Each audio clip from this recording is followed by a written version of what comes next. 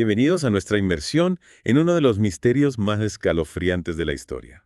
Jack el Destripador, Exacto, nos adentramos en el Londres victoriano de 1888, donde la niebla no solo cubría las calles. sino también un secreto que aterrorizó toda una ciudad. Un asesino en serie que, a pesar de dejar una huella imborrable de terror, nunca fue identificado. Su identidad sigue siendo un enigma. Una sombra que se esconde en los recovecos del East End londinense. Tenemos informes policiales, análisis de la época, incluso cartas. Algunas supuestamente escritas por el propio Destripador. Pero ¿cuándo de esto nos acerca a la verdad?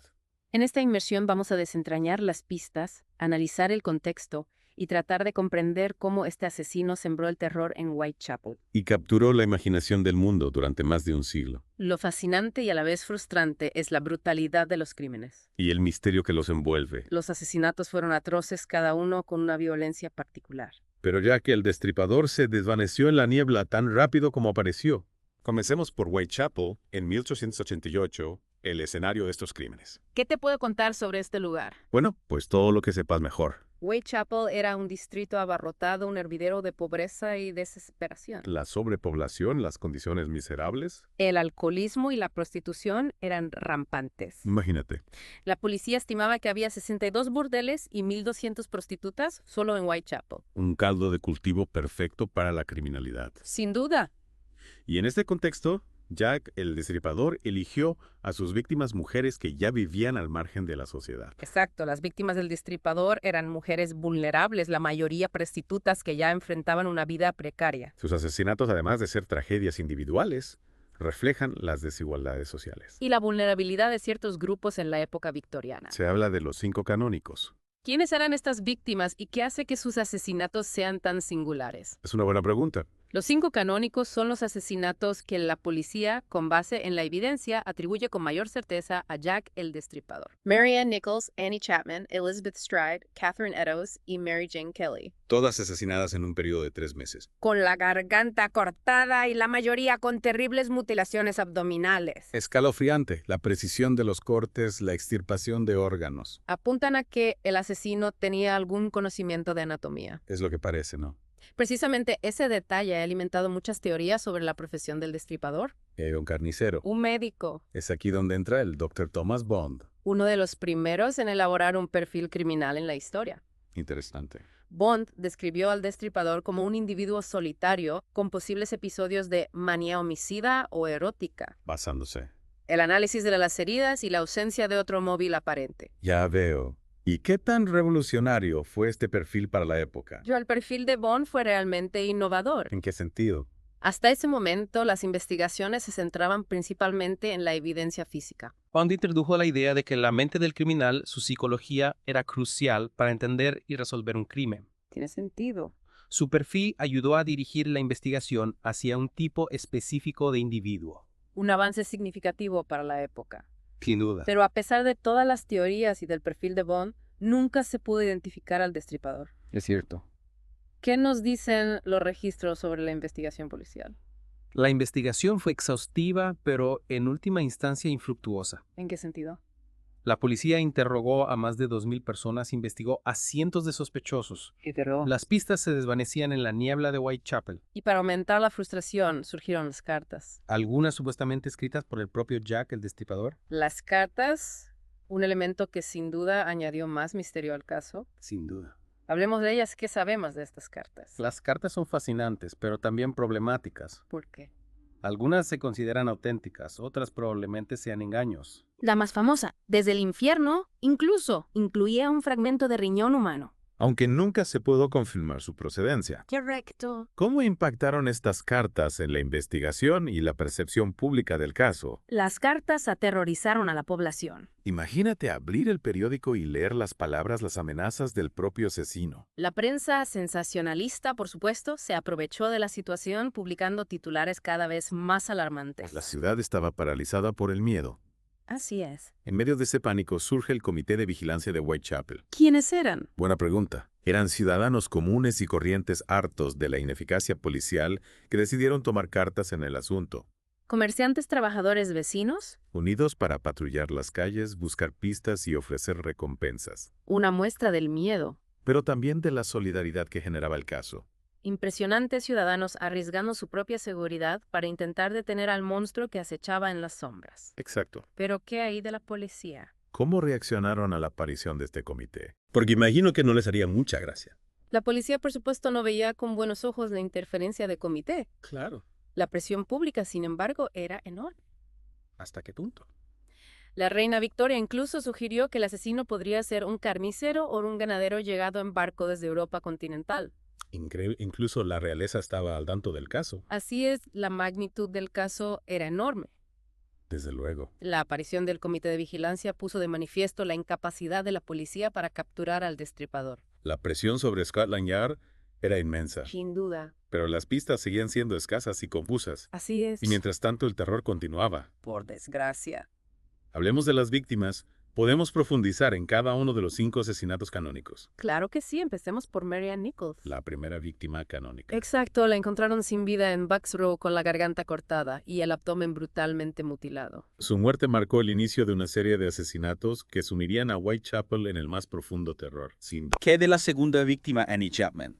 Annie Chapman fue asesinada en Hanbury Street apenas unas semanas después de Marianne Nichols, Al igual que la primera víctima, su garganta estaba cortada. y su abdomen abierto con los intestinos expuestos sobre su hombro. La brutalidad del crimen era escalofriante. Sin duda, cada vez más. Y Elizabeth Stride. Su caso, si no me equivoco, presenta una particularidad, Tienes razón, Elizabeth Stride fue hallada sin vida en Dutfield's Yard, también con un corte profundo en el cuello. pero sin las mutilaciones abdominales que caracterizaron a las otras víctimas. Se especula que el asesino pudo haber sido interrumpido antes de poder completar su macabro ritual. Es una posibilidad. Esa misma noche otra mujer fue asesinada. Exacto, hablamos de Catherine Eddowes. La encontraron en Ursula. Mitre Square, su rostro estaba desfigurado, su abdomen abierto y le habían extirpado el riñón izquierdo. La violencia iba en aumento, cada crimen era más atroz que el anterior. Así es, la brutalidad iba en aumento. Y por último, Mary Jane Kelly, la última víctima canónica. El caso de Mary Jane Kelly es el más brutal de todos. La encontraron. En su habitación en Miller's Court. Su cuerpo estaba. Terriblemente mutilado, casi irreconocible, la escena del crimen era dantesca. Un reflejo de la oscuridad que habitaba en la mente del asesino. Sin duda alguna. 5 vidas truncadas. 5 historias que nos recuerdan la fragilidad de la existencia humana y la oscuridad que puede esconderse en los rincones más sombríos de la sociedad. Es cierto. Y no lo olvidemos las otras víctimas del expediente de Whitechapel, aquellos asesinatos que, si bien no se atribuyen directamente al destripador, ocurrieron en el mismo contexto de violencia y miedo. Rose Mylett, Alice Mackenzie, La mujer del torso encontrada en Pinchin Street. la víctima de Swaddle Gardens. Nombres que resuenan en la historia, ecos de una época marcada por la incertidumbre y el terror. Exacto. ¿Cómo podemos explicar la fascinación que sigue despertando este caso después de tantos años? Quizás sea la combinación de lo real y lo imaginario. Por un lado, tenemos los hechos concretos. Los asesinatos, las víctimas, la investigación. Por otro, la falta de respuestas. La identidad del asesino que se nos escapa a las teorías que se multiplican con el tiempo es como un rompecabezas sin solución. Una historia que podemos reconstruir parcialmente, pero que siempre tendrá piezas faltantes. Y esa incertidumbre, ese vacío.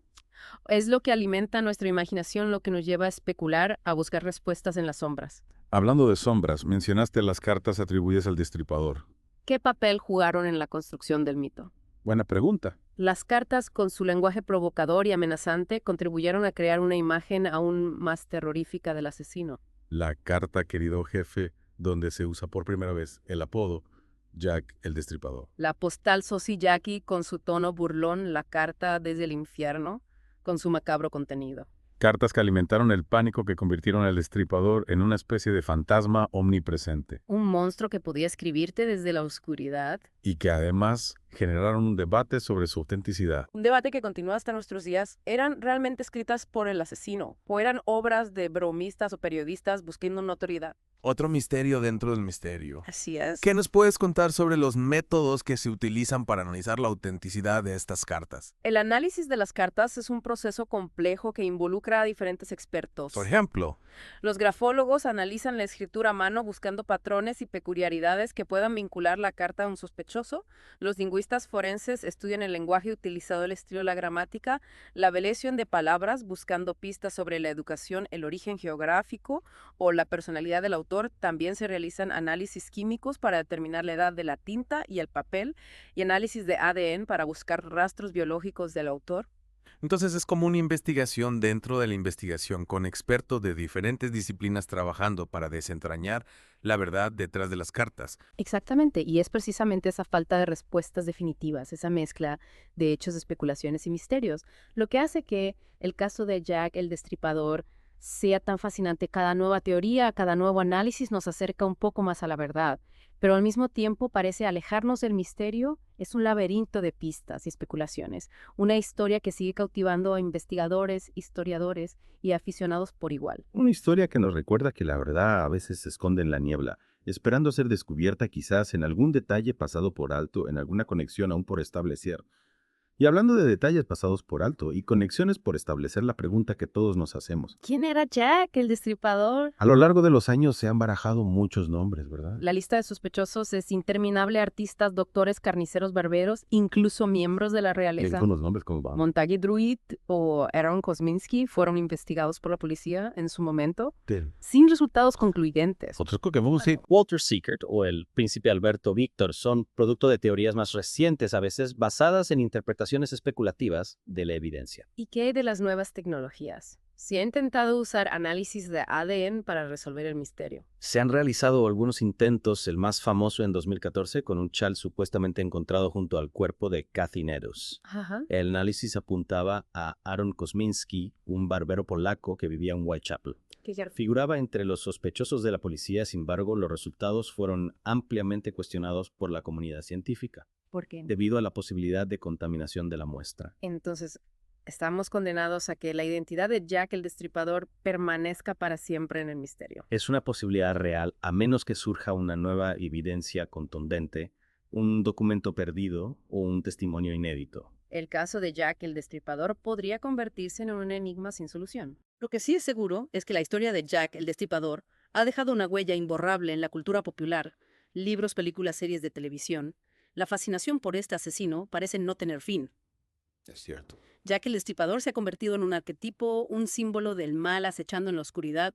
Su historia nos recuerda que la violencia y el misterio pueden surgir en cualquier lugar, incluso en el corazón de una ciudad aparentemente civilizada. En cualquier momento. Más allá del morbo y la fascinación por lo macabro, ¿qué crees que podemos aprender de este caso? El caso de Jack el Destripador nos invita a reflexionar sobre la vulnerabilidad de ciertos grupos sociales, sobre la importancia de la justicia y la seguridad, sobre la fragilidad de la vida humana. También nos recuerda que el pasado, por oscuro que sea, puede enseñarnos mucho sobre nosotros mismos y sobre el mundo en que vivimos. Un recordatorio inquietante, sin duda. Y así, con la imagen de la niebla espesa de Whitechapel y el eco de los pasos del destripador en nuestros oídos, damos por finalizado esta inmersión en uno de los misterios más fascinantes y escalofriantes de la historia. Esperamos que les haya resultado tan intrigante como nosotros. La próxima vez que caminen por una calle oscura, recuerden la historia de Jack el Destripador. Presten atención a las sombras, a los susurros del pasado. Nunca se sabe qué secretos